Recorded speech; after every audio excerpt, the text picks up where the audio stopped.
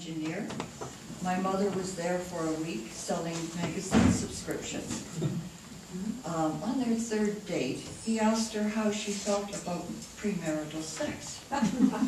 She said, "It's very interesting that you should ask because I'm pregnant." This is a great story, but I'm not telling you that story tonight.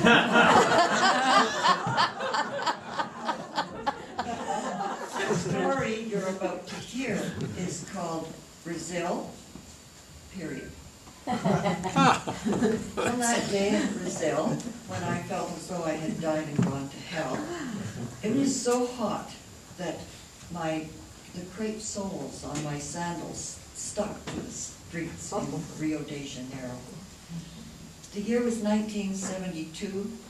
I was 32 years old enough to travel by myself to this underdeveloped exotic country, but naive enough to make a serious mistake that cost me blood, tears, and mortification. The problem started because the trip was taking me from Porto Alegre it was a business trip. It was taking me from Porto Alegre in the south to Recife, just under the equator. The weather would vary from damp snow to steamy heat. I needed business clothes. My solution was to just take my whole closet. So I had to be very careful about anything else I was to take, and I very carefully decided that I would not take items that a more normal person would consider essential, like tampons. I wasn't going to get my period until a week after we got home, or I got home, so I didn't need them. One thing I didn't need to take.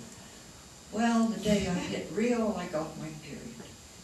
Now, before I go further, I have to confide in you that ever since I found that pamphlet on the back of the toilet when I was about 13, I've never been able to discuss anything relating to periods.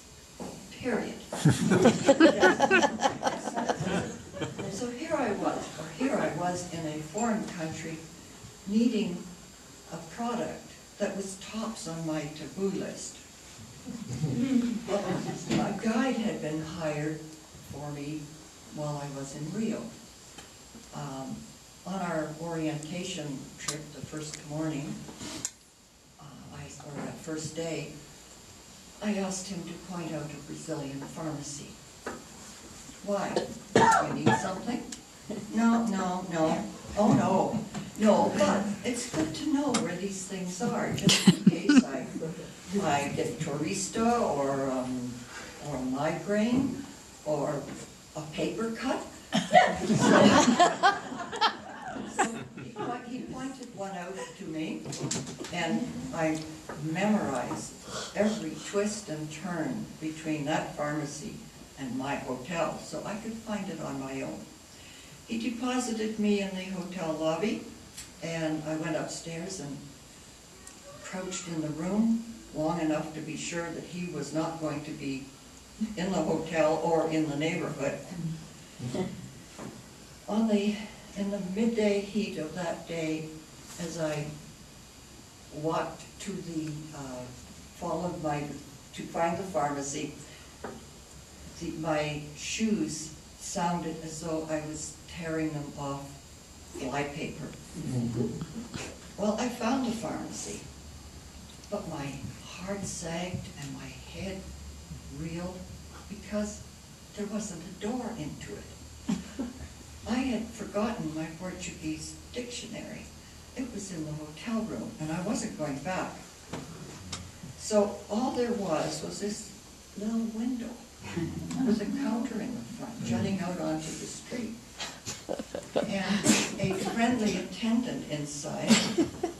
So I walked up and I peered in. I'm frantically peering at all the shelves, hoping to see something that will be a recognizable package. And she's saying something to me in Portuguese, which I figured meant, "Can I help you?" So I just replied with a silly self-conscious grin. she kept saying it, so I stepped back, and a tight group of chattering teenagers in their high school uniforms were wandering home from school. They stopped to listen. So she repeated her question, and I said, I just whispered, I need sanitary napkins. And she looked at me. Sanitary napkins? Oh. She smiled, encouraging more information. So I spoke all the unspeakable words. I said, Kotex, Tampax, sanitary napkins. I hope maybe she'd seen one of these words in an American magazine. She obviously didn't subscribe. She just, her gaze stuck to my face like saran wrap. Meanwhile, a whole bunch of other people had arrived. It was as though the first group had sent out a silent signal like the communication between ants. So there were all these people around, and they all wondering what I need. A middle-aged businessman in a three-piece suit moved in beside me. May I help you? He said, I speak a little English. My first reaction was to shake my head and say, oh God, no.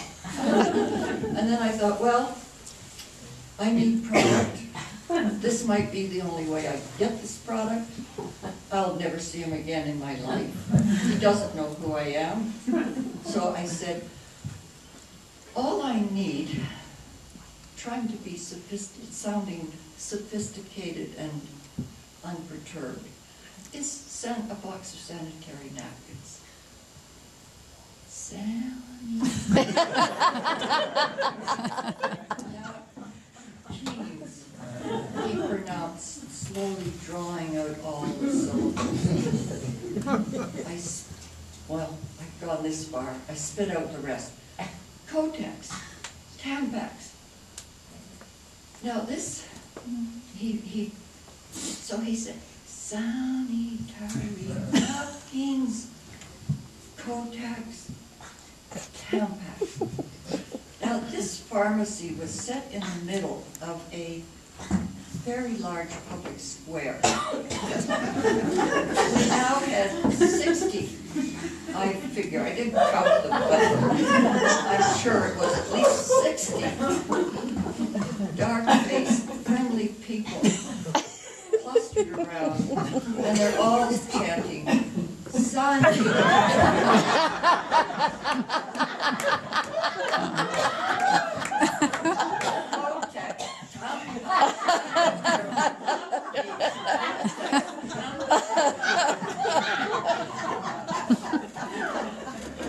A lanky teenager with his band uniform on started tapping out his ribbon.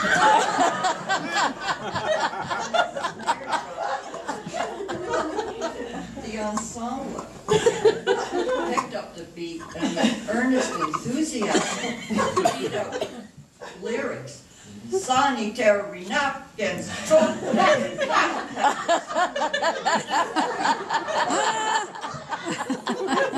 figured this was a very easy way to learn English.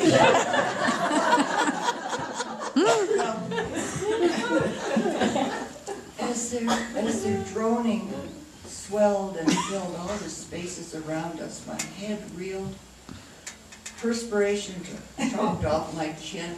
I knew my eyeliner had dropped. It was now on my cheekbones. I could feel my bangs sticking in wet, skinny streaks to my forehead. I couldn't swallow. I couldn't breathe. Had I died? Was this my personal hell? To be in a foreign country, announcing to all these people that I had my period. I was just desperate.